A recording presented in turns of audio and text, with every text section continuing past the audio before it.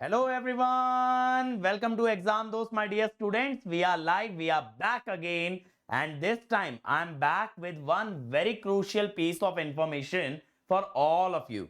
तो बच्चों गेट 24 का ब्रोशर रिलीज कर दिया आईआईसी बैंगलोर ने, और इस सेशन के अंदर हम बात करने वाले हैं ब्रोशर के अंदर क्या क्या पॉइंट्स हैं जिस पे हमें ध्यान देना चाहिए. ठीक है, so let's get started. Come on everybody. तो देखिएगा, ओपनिंग डेट है 24 अगस्त, ये लिखा है. क्लोजिंग डेट 29 सितंबर, एक्सटेंडेड पीरियड 13 अक्टूबर. तो ये डेट्स पहले डिसाइडेड थी बेटा कि एप्लीकेशन 24 अगस्त से स्टार्ट हो जाएगा, बट उसके बाद इन्होंने जो है ना इस चीज को डिले किया है. इस चीज को डिले किया है बच्चों. तो यहां पे कुछ एब्रिविएशन दे रखी हैं. ये सारा कंटेंट जो है ना एक तरह से बहुत ज्यादा इंपॉर्टेंट अपने लिए नहीं है. ये जो एब्रिविएशन है, हाइलाइट्स की बात करें, देखिएगा आईआईसी बैंगलोर ऑर्गेनाइजिंग इंस्टीट्यूट है. एग्जाम डेट है 3rd, 4th, 10th and 11th. CBT है. 30 पेपर्स हैं. एक नया पेपर है data science and artificial intelligence. एक बच्चा एक या मैक्सिमम 2 पेपर दे सकता है. 2 पेपर कॉम्बिनेशन के बारे में मैं आपको ऑलरेडी बता चुका हूं. इलेक्ट्रिकल के लिए बेस्ट है वो ईसी या इंस्ट्रूमेंटेशन से दे. ईसी के लिए बेस्ट है वो इलेक्ट्रिकल, तो मुश्किल हो जाएगा, इंस्ट्रूमेंटेशन से दे ताकि एमटेक की अपॉर्चुनिटीज बढ़े. ठीक है भाई. और 3rd या फाइनल ईयर या पास आउट बच्चा इस एग्जाम को दे सकता है. कोई एज लिमिट नहीं है. ऑनलाइन एप्लीकेशन होगी और स्कोर कार्ड 3 साल तक वैलिड रहेगा.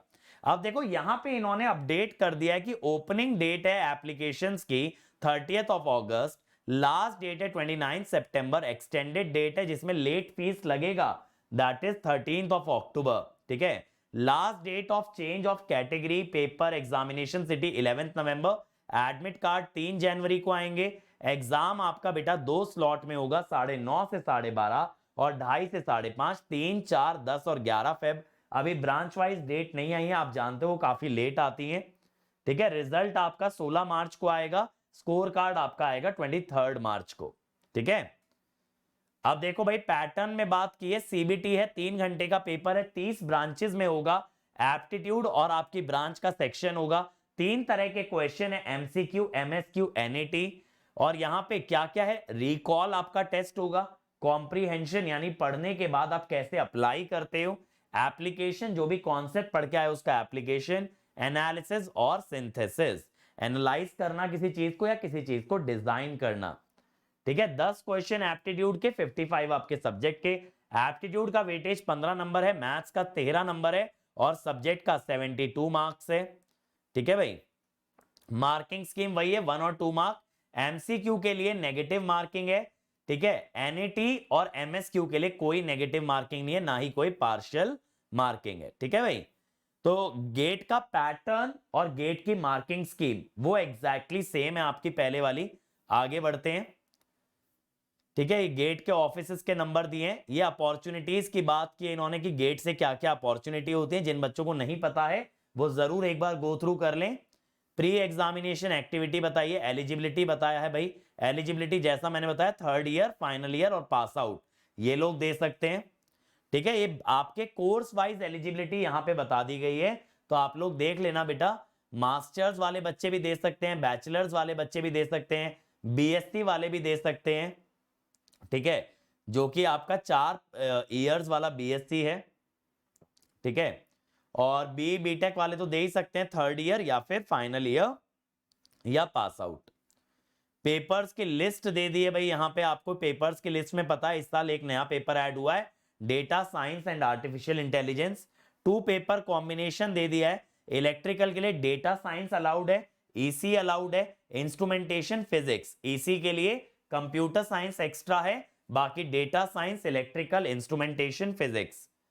ठीक है भाई. डिस्ट्रीब्यूशन ऑफ मार्क्स पे हम ऑलरेडी चर्चा कर चुके हैं. ठीक है भाई. और एप्लीकेशन फीस है बेटा आपकी 1800 रुपए की एप्लीकेशन फीस है. अगर सितंबर 30 के बाद फॉर्म भरते हो तो 500 रुपए एक्स्ट्रा लगेगा, आपकी फीस हो जाएगी 2300. ठीक है. तो फीस यार देखो हर साल बढ़ती जा रही है. उसका रीजन क्या है कि आपके एस्पिरेंट्स कम हो रहे हैं. ठीक है भाई. तो हम लोग चलते हैं बेटा थोड़ा आगे की तरफ. देखो ये स्क्रिबल पैड के बारे में भी बताया है. स्क्राइब्स बोला है, स्क्राइब्स जो है पीडब्ल्यूडी कैंडिडेट के लिए होते हैं, जो कि उनके बिहाफ पे आंसर मार्क कर सकते हैं, ठीक है।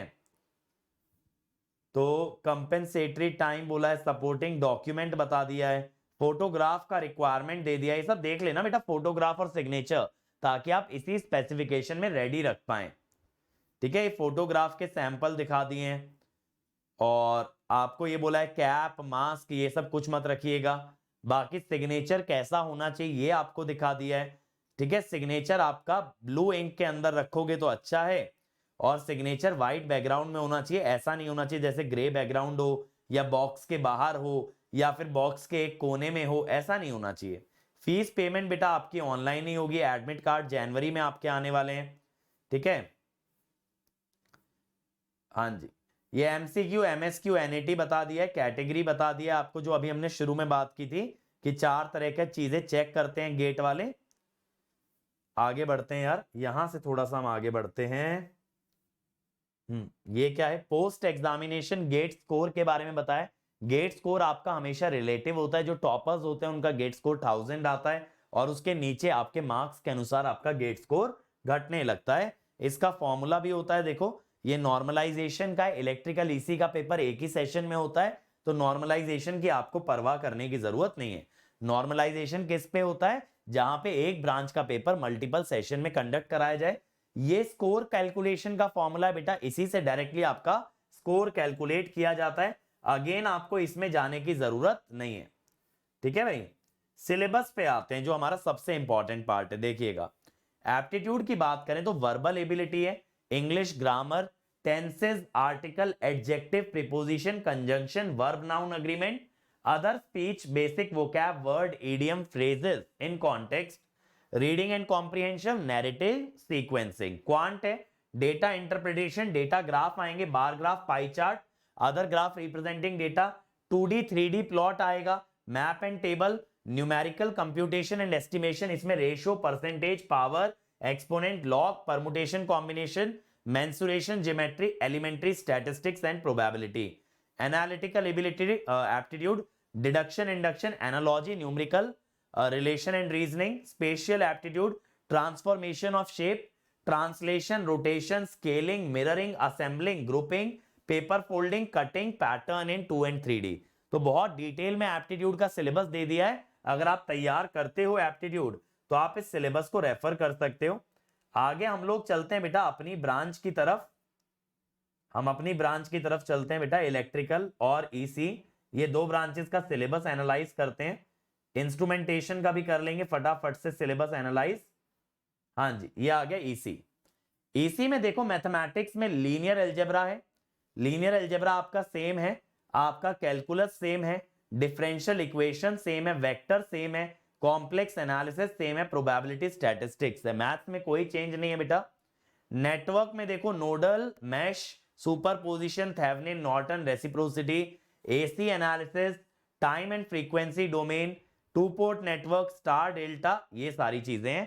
तो आपका नेटवर्क में कोई चेंज नहीं है। सिग्नल में देखें फोरियर सीरीज, फोरियर ट्रांसफॉर्म बोला है, sampling theorem, DTFT, DFT, DFT है यहां पे भाई, Z transform, discrete time processing, LTI system, stability, convolution, poles and zeros, frequency response, group delay, phase delay.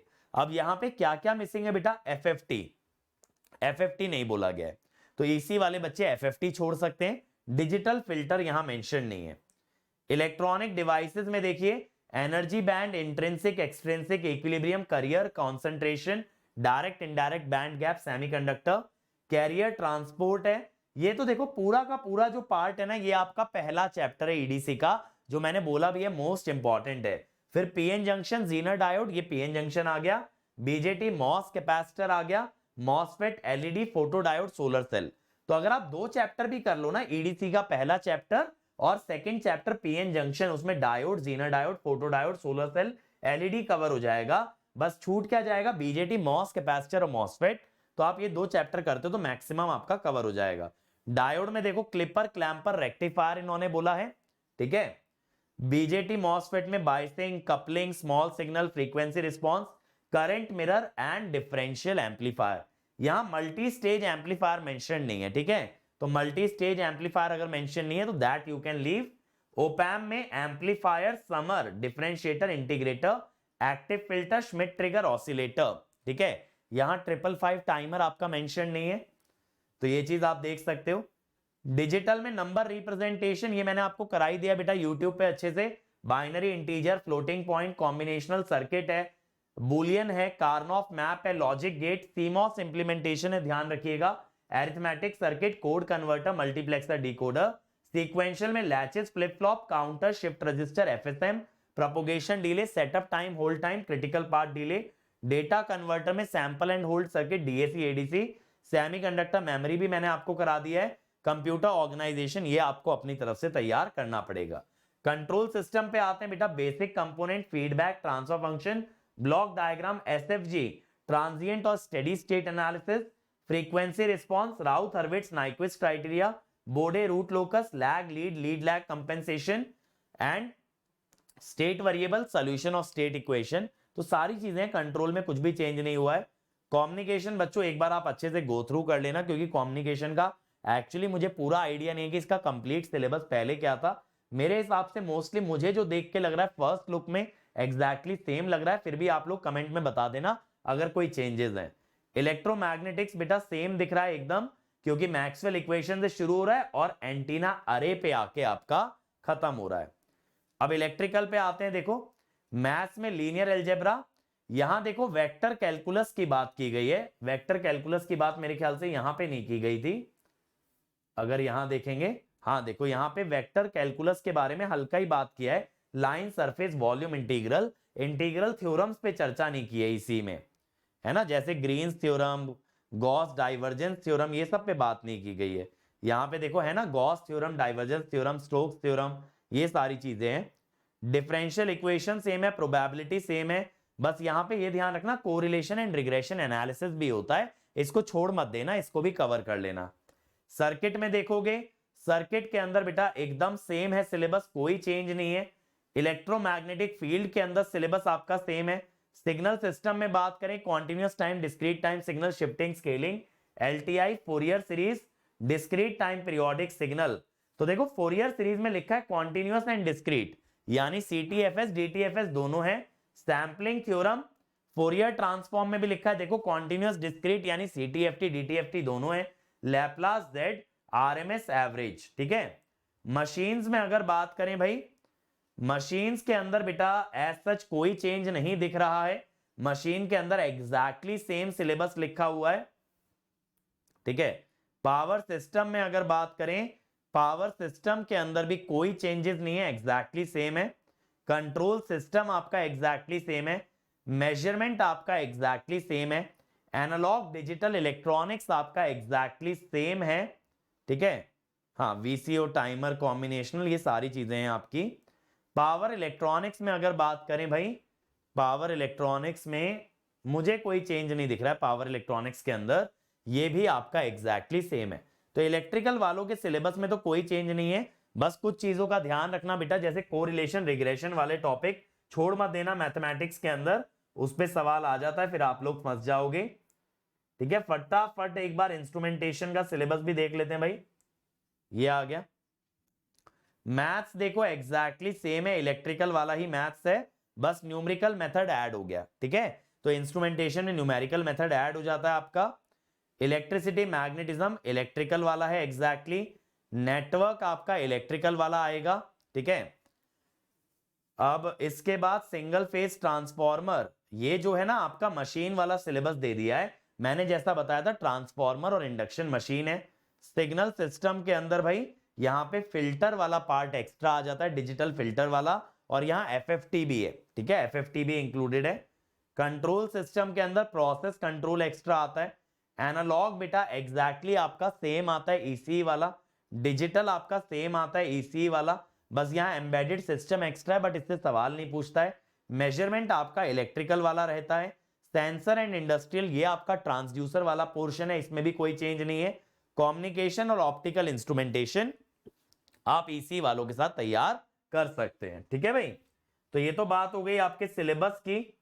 तो सिलेबस में बहुत माइनर चेंजेस दिख रहे हैं बेटा, इसी में मुझे फिर भी थोड़ा चेंज दिखा है कि एफएफटी नहीं दिखा है सिग्नल के अंदर, बाकी इलेक्ट्रिकल में मेरी नजर में ऐसा कोई चेंज नहीं है। अगेन बेटा हो सकता है मेरी नजरों से कुछ मिस हो रहा हो सकता है कोई बात मैं ना ध्यान दे पा रहा हूं, तो जरूर उसको चेक करके मुझे बताइएगा बेटा। अगर कोई भी आपको ऐसी चीज मिलती है जो कि मेरी नजरों से मिस हो गई, तो मैं चाहूंगा कि मेरे बच्चों की नजरों से मिस नहीं होनी चाहिए, ठीक है। और लास्ट में देखो इन्होंने यही दिया है, जोन का एड्रेस दिया है, सिलेबस के बाद आपका और कोई रेलिवेंट इंफॉर्मेशन नहीं है। तो जरूर आप लोग मुझे कमेंट करके बताइएगा अगर कोई ऐसी बात है जो मुझसे मिस हुई है, या आपकी कोई क्वेरीज हैं गेट एग्जाम को लेके, गेट एग्जाम के सिलेबस को लेके, तो जरूर बताना। और बेटा अब तो देखो फॉर्म भी स्टार्ट होने वाले हैं, अगर आप अभी भी इंतजार कर रहे हो तो मैं कहूंगा फटाफट एग्जाम दोस्त ज्वाइन कर लो, क्योंकि एग्जाम दोस्त आकर के आपको एक एश्योरेंस है, एक गारंटी है कि मैं आपका पूरा एंड तक साथ देने वाला हूं। कोई ऐसी चीज नहीं होगी जहां आप अकेला फील करोगे, जहां आपको लगेगा आपके पास सपोर्ट नहीं है। फुल सपोर्ट होगा मेरा आपको अगर आप एग्जाम दोस्त ज्वाइन करते हो। और अगर अभी आप हमारा लक्ष्य जून बैच ज्वाइन करते हो, उस पर फ्लैट 30% ऑफ है यूजिंग द कोड ED30। उसमें कुछ सब्जेक्ट आपको रिकॉर्डेड करने होंगे, नेटवर्क, डिजिटल कंट्रोल, मशीन और EMFT, ठीक है। वैसे तो कंट्रोल मशीन अभी चल रहा है, चाहो तो लाइव भी कर सकते हो, बट बाकी के सब्जेक्ट आप मेरे साथ लाइव कर पाएंगे। लो वेटेज सब्जेक्ट्स को आप स्किप कर सकते हैं और हाई वेटेज सब्जेक्ट आप मेरे साथ लाइव तैयार कर सकते हैं, ठीक है। तो चलिए यार फिर मिलेंगे हम लोग। और जो बच्चे बैचेस नहीं ज्वाइन करना चाहते, टेस्ट सीरीज लेना चाहते हैं, टेस्ट सीरीज पे भी बेटा 10% डिस्काउंट है। फटाफट आप हमारी ऐप और वेबसाइट पे जाएं, आपको वहां पे गेट ब्लास्टर टेस्ट सीरीज मिलेगी, उसमें अंकित ESE कोड लगा के फ्लैट 10% ऑफ आपको मिल जाएगा, ठीक है। तो अब कल मिलते हैं भाई। Thank you everyone, thanks a lot, good night, take care.